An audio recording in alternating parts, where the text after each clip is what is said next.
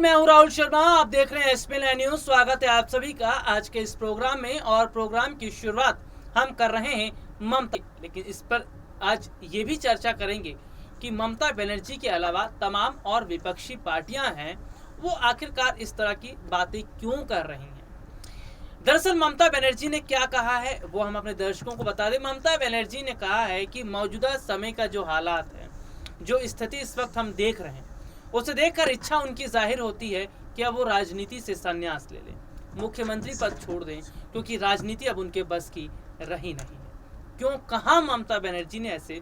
और ममता बनर्जी से पहले बीजेपी के एक बड़े नेता ने ये बात कही थी। वो नेता है सड़क परिवहन मंत्री नितिन गडकरी। दरअसल नितिन गडकरी ने भी अभी हाल ही में इस तरह की इच्छा जताई थी कि वो चाहते हैं कि राजनीति से संन्यास ले ले।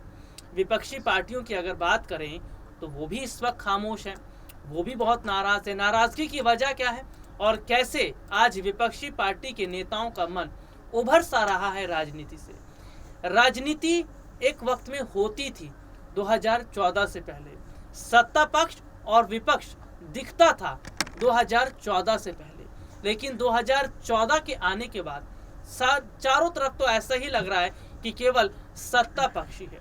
चुनाव हो तो एक तरफा, अगर चुनाव के परिणाम हो तो एक तरफा, ईवीएम पर सवाल।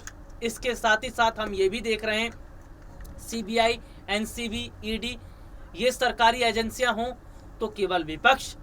दरअसल ममता बनर्जी ने ये बात इसलिए कही है क्योंकि आज हाथ धोकर पीछे पड़ गई है ये तमाम सरकारी एजेंसियां। ये तमाम सरकारी एजेंसियां आज हाथ धोकर तमाम विपक्षी पार्टियों के पीछे जिस तरह से पड़ी हुई हैं, जिस तरह से विपक्ष पर ये लोग निशाना साध रहे हैं, उससे सीधे सीधे तौर पर यह जाहिर होता है कि क्या वाकई राजनीति में अब बहुत कुछ बदलाव होता नजर आ रहा है। और क्या मोदी सरकार ये चाह रही है कि पूरे देश में हर राज्य के अंदर उनकी ही पार्टी का दबदबा बना रहे।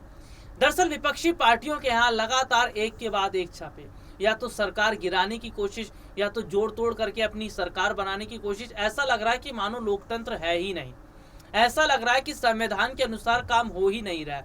नियम, कायदे, कानून इनकी धज्जियां उड़ा रही है बीजेपी के तमाम नेता। ये बीजेपी के नेता अगर करें तो ठीक है, लेकिन विपक्षी करे तो गलत है।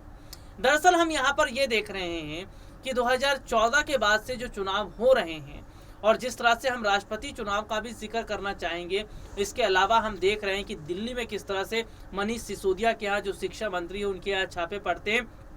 ये बताता है, ये दिखाता है कि सत्ता पक्ष आज किस तरह से अपनी पावर का अपने केंद्र में रहकर चीजों का गलत इस्तेमाल कर रहा है।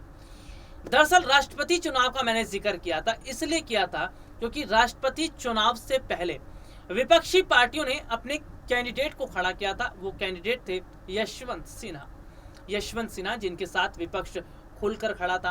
विपक्ष उनको सपोर्ट कर रहा था और ये कहा जा रहा था कि इस बार राष्ट्रपति चुनाव में विपक्ष की बहुत बड़ी जीत होगी। विपक्षी पार्टियों की एकता देखकर ही मोदी सरकार डर गई।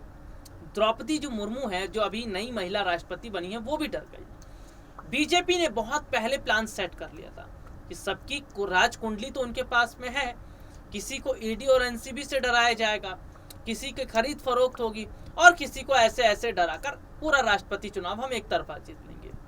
जो विपक्षी पार्टियां, जो ममता बनर्जी, जो अखिलेश यादव, जो तमाम और विपक्षी नेता ये कह रहे थे शुरू से कि हम यशवंत सिन्हा के साथ हैं, यशवंत सिन्हा को राष्ट्रपति बनना चाहिए। आखिरकार ऐसा क्या हुआ कि चुनाव के वक्त में पलटी मार ली गई। चुनाव के वक्त में ये विपक्षी नेता इधर उधर हांटते नजर आए।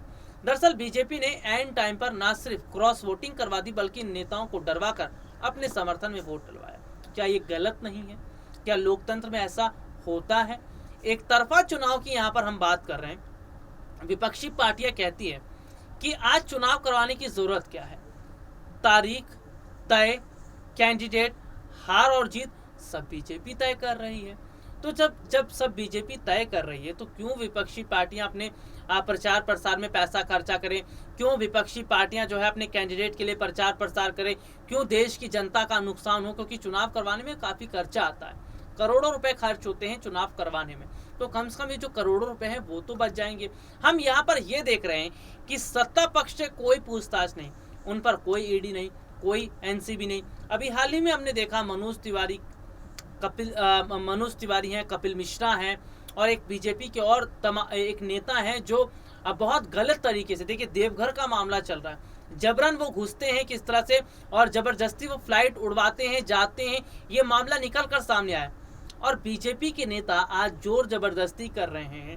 एक खबर कर्नाटक से निकलकर सामने आई, बीजेपी का एक महिला था, माफ कीजिए, बीजेपी का एक नेता था, वो महिला के साथ गलत दुर्व्यवहार कर रहा था। वो महिला अपनी शिकायत लेकर पहुंची थी, तो वो बीजेपी नेता उन पर भड़क गया और उन महिला को ही अरेस्ट करवा दी। देखिए कितनी आज बीजेपी मनमानी कर रही है, दादागिरी कर रही है, ये तो कुछ भी नहीं। स्मृति ईरानी की बेटी जॉयस ईरानी, जिनका गोवा में बार से लिया एंड सॉल्व, और उस बार की सच्चाई सामने आई, लेकिन वहां पर ईडी नहीं, वहां पर सीबीआई नहीं, वहां पर पूछताछ नहीं, वहां पर छापेमारी नहीं। तो यहाँ पर हम ये देख रहे हैं कि बीजेपी के तमाम नेता चाहे भड़काऊ बयान दे ले, हिंदू मुसलमान की लड़ाई करवा लें, समुदाय के नाम पर भड़का लें, इन पर कोई कार्रवाई नहीं, क्योंकि ये बीजेपी के लोग हैं, इनका तो काम ही है। लेकिन अगर दिल्ली के शिक्षा मंत्री मनीष सिसोदिया करोड़ों रुपए स्कूल पे खर्च कर दें, अगर बेहतर इलाज वो दें, लोगों की सुविधाओं को बेहतर करें, गरीबों की मदद करें, तो दिक्कत हो जाती है सत्ता पक्ष को। तो सीधे सीधे तौर पर आज हम क्या देख रहे हैं, विपक्ष इसीलिए तो परेशान है। ममता बनर्जी के अलावा कई विपक्षी पार्टियां ये कह रही हैं कि आज जो राजनीति का माहौल वो देख रहे हैं ना, बहुत दर्द हो रहा है उन्हें, बहुत तकलीफ हो रही है, क्योंकि विपक्ष को तो काम करने ही नहीं दिया जा रहा है। मनीष सिसोदिया के यहाँ कितने नहीं छापे पड़े, कहाँ नहीं छापे पड़े, लेकिन क्या मिला, कुछ मिला। लेकिन मनीष सिसोदिया ने दिखाया कि देखिए ये हमारे दिल्ली के स्कूल हैं, आप आइए देखिए कितनी बेहतरीन तरीके से हमने ना सिर्फ एजुकेशन सिस्टम को बेहतर कर दिया, बल्कि बच्चों के बैठने के लिए कितनी बड़ी बड़ी सुविधाएं दी हैं। तो यहाँ पर हम देख रहे हैं कि विपक्ष काम करना चाह रहा है, लेकिन काम उन्हें नहीं करने दिया जा रहा। ममता बनर्जी के पीछे बीजेपी हाथ धोकर लग गई है।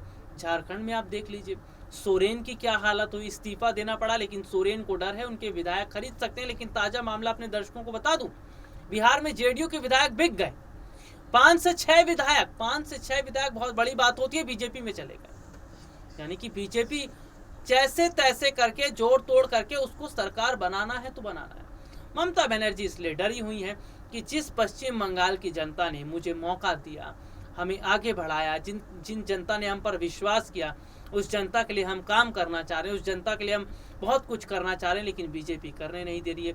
यानी कि सत्ता में रहते हुए आज किस तरह अपनी सत्ता का गलत इस्तेमाल बीजेपी कर रही है, ये बहुत चौंकाने वाली बात है। इसीलिए ममता बनर्जी ने जाहिर की है ये इच्छा कि वो राजनीति छोड़ना चाहती हैं। माना जा रहा है कि उनके भतीजे शायद अभिषेक बनर्जी, उनको कुछ बड़ी जिम्मेदारियां सौंपी जा सकती हैं, क्योंकि देखिए खबर ये भी निकलकर सामने आई थी कि शायद अभिषेक बनर्जी के यहाँ भी कुछ छापे पड़ सकते हैं या पूछताछ के लिए अभिषेक बनर्जी को बुलाया जा सकता है। यानी कि विपक्ष में किसी को छोड़ना नहीं चाह रहा है। ये कितनी बड़ी या कितनी गलत बात है कि एक लोकतांत्रिक देश में केवल सत्ता पक्ष से ही पूछताछ हो रही है, बीजेपी के तमाम नेता कार्यकर्ता सब मनमानी कर रहे हैं। तो यहाँ पर देखा जा रहा है कि आज विपक्षी पार्टियां ये मानकर चल रही हैं कि लोकतंत्र है नहीं, संविधान के अनुसार काम हो नहीं रहे, चुनाव अपने हिसाब से करवाए जा रहे। ईवीएम पर कई बार सवाल खड़े किए जा चुके कि ईवीएम में बीजेपी धांधली करवा रही है। हालांकि इस बात में कितनी सच्चाई है ये तो हम नहीं कह सकते, लेकिन हाँ ये जरूर कहेंगे कि विपक्ष ये कह रहा है कि बैलेट पेपर से चुनाव हो तो ज़्यादा जरूरी है। और क्या बैलेट पेपर से चुनाव होंगे तो ज़्यादा फायदा मिलेगा, लेकिन ईवीएम पर जो सवाल खड़ा हो रहा है ये कहीं ना कहीं बहुत बड़ी बात है। अब ममता बनर्जी का अगला डिसीजन क्या होगा, और अगला डिसीजन जो होगा वो चौंकाने वाला होगा, देखते हैं। आज के लिए इतना ही, आपसे फिर दोबारा मुलाकात होगी, तब तक के लिए इजाज़त दीजिए, नमस्कार।